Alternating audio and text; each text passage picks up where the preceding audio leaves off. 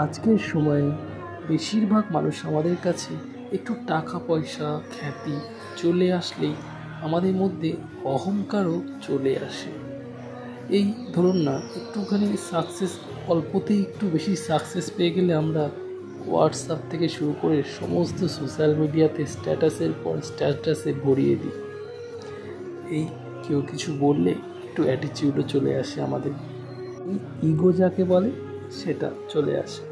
কিন্তু এই মানুষটা সম্পূর্ণ আলাদা।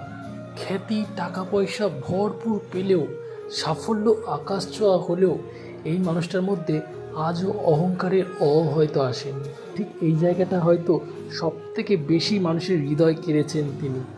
গানের থেকেও হয়তো মানুষের সব থেকে বেশি মুগ্ধ হয়েছেন তার এই অতি সাধারণ হয়েও এই সাধারণ হয়ে থাকাটা।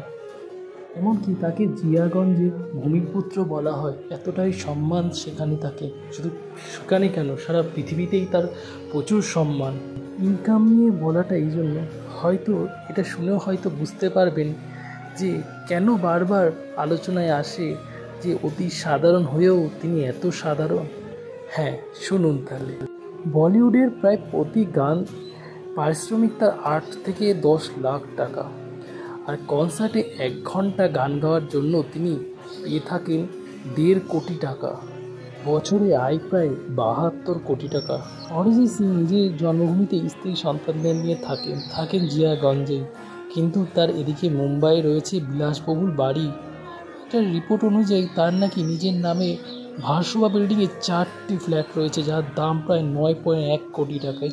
বছরে প্রায় 72 কোটি টাকা আয় করেন বলেই খবর। তবে গায়কের সাদামাটা লাইফস্টাইলে প্রভাবশালীর কোনো লেশ মাত্র নেই। আজও স্কুটিতে করে হাওয়াল চপ্পল পরেই সাধারণ মানুষদের ভিড়ের মধ্যেই থাকেন।